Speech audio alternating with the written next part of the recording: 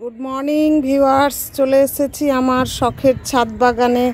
আশা করি সকলে ভালো আছেন, আমিও ভালো আছি। আজকে আবারও একটি নতুন এবং খুব গুরুত্বপূর্ণ ভিডিও নিয়ে আমি আপনাদের সাথে হাজির হয়ে গেছি। ভিউয়ার্স, আপনারা থাম্বনেল দেখে নিশ্চয় বুঝে গেছেন আজকে আমি কুল গাছ প্রুনিং করার পরে যে খাবার দিতে হয়, যে সার প্রয়োগ করতে হয়, যার ফলে পরবর্তীকালে বা এই যে সামনে বছর প্রচুর কুল পাবো, সেই সার আজকে আমি কুল গাছে প্রয়োগ করব। সেটা কিভাবে করব, কি সার দিব এবং কতটা পরিমাণ দিব, সেটা সমস্ত ডিটেলস আজকে আমি আপনাদের সামনে শেয়ার করব। আপনারা আমার সঙ্গে থাকুন। দেখুন বন্ধুরা, এই হচ্ছে আমার কাশ্মীরি রেড অ্যাপেল কুল গাছ। এই গাছটি 1 মাস আগে আমি প্রুনিং করে দিয়েছিলাম, হার্ড প্রুনিং। আপনারা তো অনেকেই জানেন যে কুল গাছ প্রত্যেক বছর কুল খাওয়ার পরে বা কুল শেষে গাছ প্রুনিং করতে হয় এবং প্রুনিং করার পরে গাছে গোড়ায় পর্যাপ্ত পরিমাণে খাবার দিতে হয়। তো এই খাবারটা দেওয়ার বিশেষ একটা সময় হলো যখন প্রুনিং করার পরে গাছে নতুন নতুন ছোট ছোট কচি পাতা বের হবে, সেই সময় আমাদের গাছে খাবার দিতে হবে। দেখুন আমার গাছ ভর্তি কচি কচি পাতা বেরিয়ে গেছে। এবার আমাকে গাছটিকে খাবার দিতে হবে। এই দেখুন বন্ধুরা, সব ডাল কেটেছিলাম কিন্তু আমি এই ডালটা রেখে দিয়েছিলাম। এই দেখুন, এই ডাল দুটো রেখে দিয়েছিলাম যে যখন কচি পাতা বেরোবে তখন এই ডালটা আমি কাটবো। আজকে আমি এই যে ডালটা কেটে দিলাম। এই ড্রামের মধ্যে আমি 2 বছর ধরে এই গাছটিকে রেখেছি। এটি একটি 20 লিটারের জলের ড্রাম। তো এই বছরও আমি আমার এই কুল গাছটিকে আমি রিপোর্ট করব না, আমি এই জারের মধ্যেই রাখবো। তো দেখুন আমার জারটা পুরো মাটিতে কিন্তু ভর্তি হয়ে গেছে এবং উপরেও শিকড় চলে এসেছে। তাই প্রথমে আমি কি করব, এই জারের 1/3 মাটি আমি তুলে নিব। মাটি তোলার পরে আমি সার প্রয়োগ করব এবং আবার আমি নতুন মাটি দিব। তো প্রথমে আমি কি করছি দেখুন, আমি এই জার থেকে বেশিরভাগ মাটিটা আমি তুলে নিচ্ছি। তোলার জন্য আমি এই যে একটা খুরপি ব্যবহার করেছি।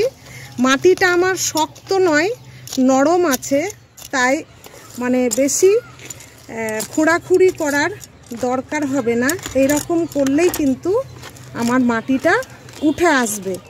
এই দেখুন, এইভাবে খুঁড়লেই আমার মাটিটা উঠে আসছে।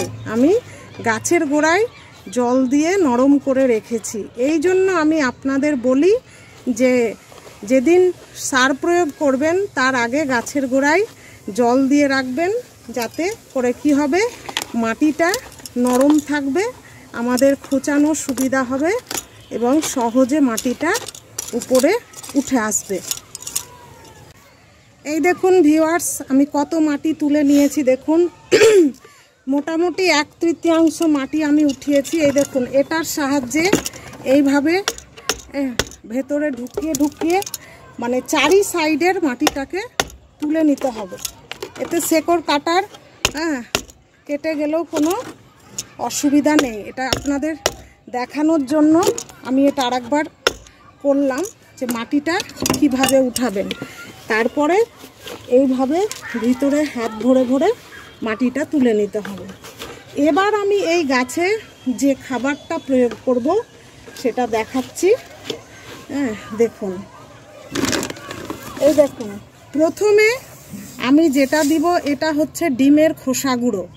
এটা 20 লিটারের জার, তাই এটাকে আমি এই যে আমার যে মুঠ দেখছেন, এই মুঠের 1 মুঠ এইভাবে আমি চারি সাইডে ডিমের খোসা গুঁড়োটা দিয়ে দিলাম।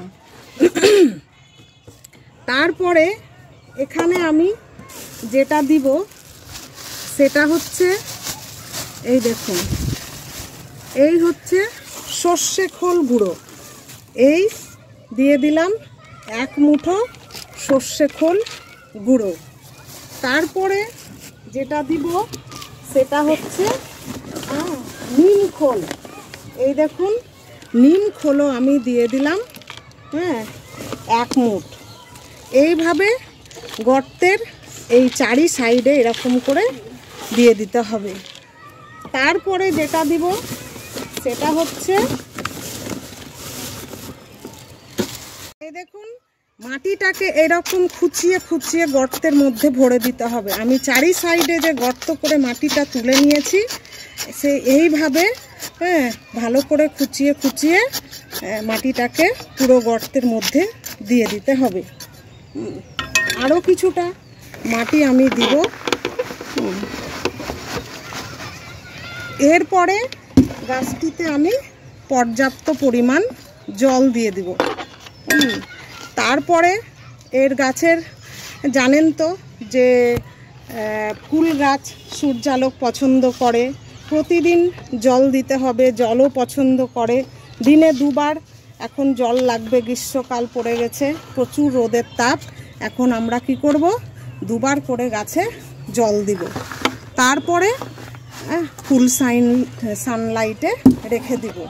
তো এই ছিল আজকে ফুল গাছ প্রুনিং করার পরে সার প্রয়োগ। আশা করি ভিডিওটা আপনাদের ভালো লেগেছে।